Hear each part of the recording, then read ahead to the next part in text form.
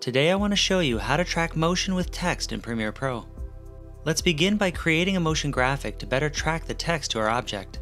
Select the ellipse tool and draw a circle around your subject.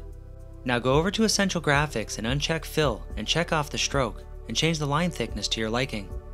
Deselect your timeline objects by clicking here, then select your pen tool and click on 2 points to create our line. Now select your text tool and type your text at the end of the line.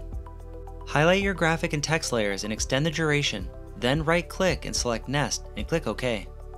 Now that we have our motion graphic created, let's track it to our subject. From the start of your graphic layer, go over to Effect Controls and click the stopwatch icon next to Position. Move your timeline slider to the end of the clip, then click on Motion under Effect Controls and click and drag the screen so your subject is back within the circle.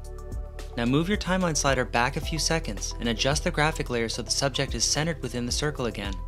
Continue doing this until you're back at the start of your animation. You can also right-click the start of your graphic layer and select Apply Default Transition to add a nice fade to the graphic.